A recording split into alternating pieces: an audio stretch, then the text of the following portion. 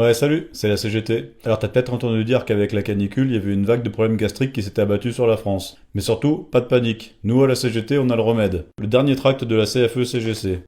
Tu vas voir, promis, il va bien faciliter le transit intestinal. Alors apparemment, les types ont pas apprécié qu'on dénonce leur signature sur la grille des salaires. C'est marrant, ça, ces gars-là, ils ont jamais un mot de travers vis-à-vis des employeurs. Mais étrangement, dès qu'il s'agit de nous baver sur les arpions, alors là, il y a du monde qui se réveille.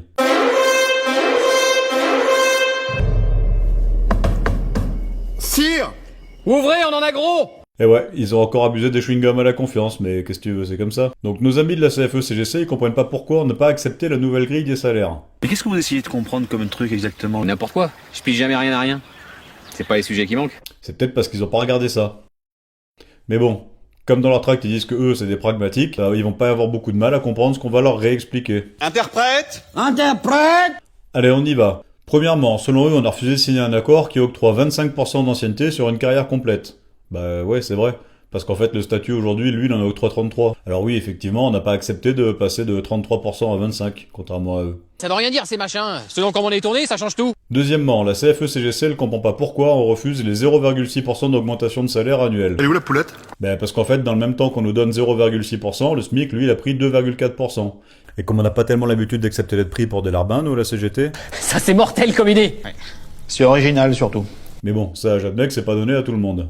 Troisièmement, la CFE, elle pense qu'un taux moyen de NR à 2%, c'est mieux qu'un taux moyen de NR à 2,3%. Celle-là tout de même, je sais pas si je l'aurais tenté. Effectivement, il y a bien quelques NR qui se trouvent en dessous des 2% sur la grille des salaires, mais c'est les NR qui vont disparaître avec la montée du SMIC. Ouais, c'est pas faux. Mais concrètement, avec la nouvelle grille des salaires à 2 balles, sur les 77 NR qui composent la grille, il y en a 5 qui auraient fait du plus et 71 qui auraient fait du moins. Alors les pragmatiques de pacotille, comment vous dire? Il n'y en a pas un pour acheter l'autre. C'est de la merde. Merci messieurs. Et quatrièmement, ils comprennent pas qu'on n'ait pas signé un accord dans lequel il y avait une revendication à nous, la revalorisation de 9% de l'indemnité d'astreinte. Alors je sais pas si les dirigeants de la CFE-CGC c'est l'astreinte qui les réveille la nuit, mais en tout cas pour des mecs comme nous, 9% d'augmentation sur une indemnité d'astreinte, ça correspond à peu près à 20 balles par astreinte. Ça, à Enedis par exemple, sur l'échelle de Marianne Legnaud, ça représenterait 0,5% d'augmentation de la rémunération annuelle moyenne. Alors effectivement, c'était bien une de nos revendications, mais comme la proposition des employeurs sur la grille des salaires c'est un accord global, ce que la communication par omission de la CFE-CGC oublie de te dire, c'est que pour pouvoir l'obtenir, fallait accepter en échange une évolution annuelle 4 fois inférieure à celle du SMIC que la CFE approuve, Faut que vous arrêtiez d'essayer de dire des trucs. la suppression des 8% d'ancienneté que la CFE consent, Ça vous fatigue déjà. Puis pour les autres, vous vous rendez pas compte de ce que c'est. le vol de 9% lié à la baisse des NR que la CFE valide, Moi, quand vous faites ça, ça me fout une angoisse. Je pourrais vous tuer, je crois.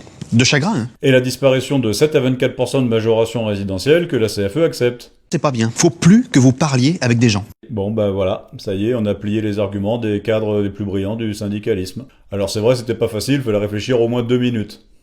Est-ce que vous comprenez un petit peu le principe, ou pas? Mais bon, après faut pas s'étonner quand t'es cousin avec les mecs du MEDEF qui voient la vie comme ça. Ce qu'on sait moins, en revanche, c'est la raison qui me pousse à faire tout ça.